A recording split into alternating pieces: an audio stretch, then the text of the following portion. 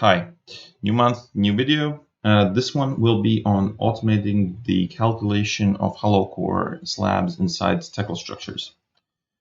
So hollow core slabs are these floor slabs that are pre-made in factory. They are usually pre-stressed and they have holes in the middle, so they have reduced weight. All these factors combined with their cost make them a very popular solution both in residential structures and in commercial structures.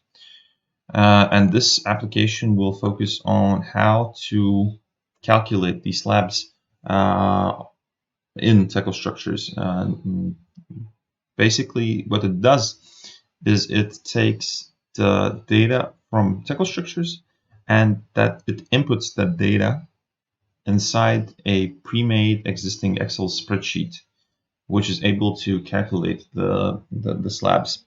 And then the program will make the Excel calculate the slab, output some utilization, and display that utilization clearly for the user to be able to understand where he is with these slabs. Is it passing the checks or not? So if we are to open the application here, we get greeted by this kind of menu. We can go in here and define types. In define types, we can set our calculation parameters that are important. And also by saving and loading, we can save and load here these and make these as presets basically in this data. Here you can see that I've created two presets. The only thing that changes is this strand pattern. This strand pattern I will show a little bit later on how to set up. But for our demonstration, we can then go in, click Add Calculation, and we can add these both presets that we have set up as calculations in our model. And we get these two presets now. And continuing, what we can do now is we can take our hollow core slabs that we have in the model and we can add them to a calculation. So I will now select my slabs and I will add them to the first calculation type.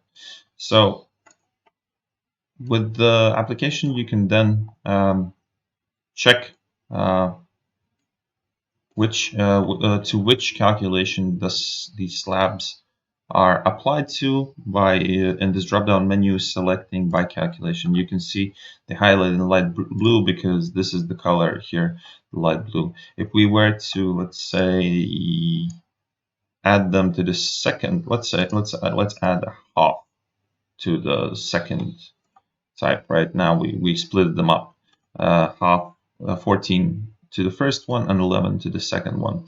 And if we are now just do the same thing and check by calculation, you can see the half of them is highlighted with green, which means that they are assigned to this calculation, and half of them are aligned to the blue, which means they are assigned to this calculation. So let's get back to our example and add them all to the first type. So they all are blue.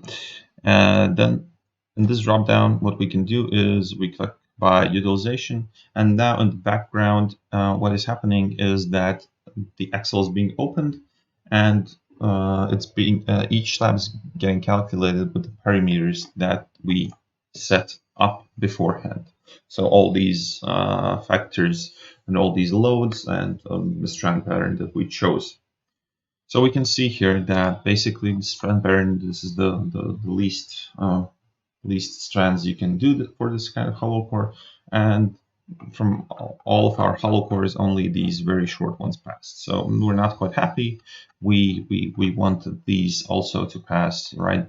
So what we do is, let's say we select them and let's add them to the second. These that didn't pass, let's add them to the second calculation type, which is actually the only difference there is that the strand pattern has more strands, basically, right? So we're adding them here. We can see that they're split. If we check by calculation, then by utilization, the program again starts up and we start to recalculate the slabs. And in this case, we can see that the results are showing up as we are talking. And in this case, you can see, yeah, the super long ones, the 30-meter ones, I think it was, yeah, so these didn't pass anyways. But here we actually got some progress and we got these to pass, right? There are these green ones, they are under 90%. These are under, these yellow ones are under 100%, but above 90, but still okay. And these didn't pass. So we would have to think something different here, right? So maybe bigger depth, different hollow core, or we need to maybe change the direction of hollow cores to be able to use them in a project. What is cool about this kind of software and Tekla Structures in general is that you are able to very easily capture also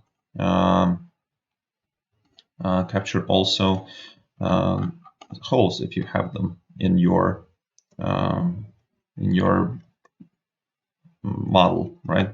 So for example, I'm going to go here and I'm going to create a little hole that just passes, that just cuts one rib. And usually with these hollow cores, your strands are inside these ribs. So in this case, what we just did right now, we cut the strands inside the hollow core. So let's see what happens in this case. Are we still passing our checks for this slab, right? Is it okay? So I'm highlighting them again, and I'm going to add them back to the second type, which had the more strands basically. So here, if we now press again by utilization, do the check again. So the computer is checking the slabs, getting the results that we saw before, and the yellow, and it's red. So basically, because we just cut an opening, our calculation program was able to catch this, and we are now seeing that this particular slab is red. So it's not working. So we have to think something else, how to relocate the slabs to be able to accommodate this opening.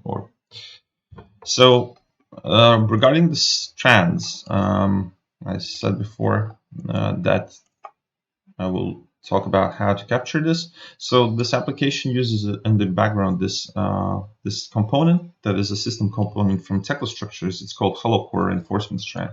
It's quite a good component. Basically, you can input here all your data regarding the strands, and it has some good functionality. So we used this strand pattern, which was this first one in the first calculation type. I can show you. So this is the minimum one for these kind of slabs. So basically one strand per a rib. And for the second one, for second calculation type, we used this this strand pattern, which is, as you can see, it's 3 per rib basically, and 1 in the edge.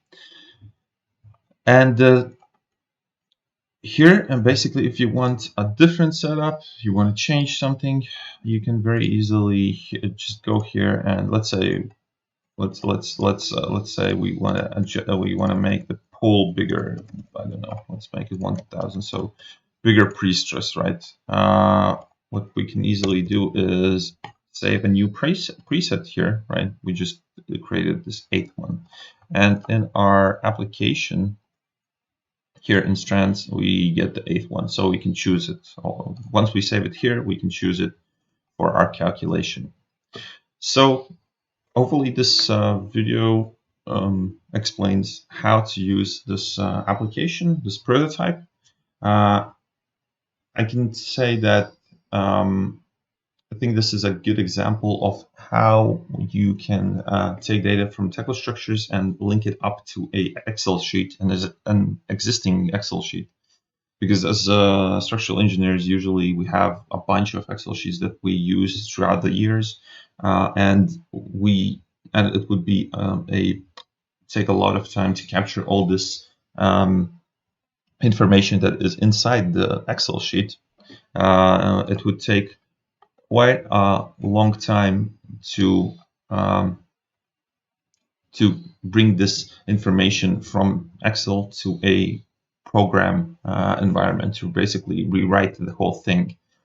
So what we can easily do with .NET Framework and with C#, we can connect these two things. And also this particular application uses an SQLite database, which is a very, very simple database that we can use to store information in case we close Tekla Structures. We can store data in the database, and for a lot of these programs, you will sort of need a database, and I think the code will provide a good example of how one uses these kind of databases to store and pull information from them. If I touched on on the Excel sheet as well, here in the background that is used. So basically, in this case, this is a very simple Excel sheet that gets used in the background. It's a prototype Excel sheet. It captures only some of the things that are important about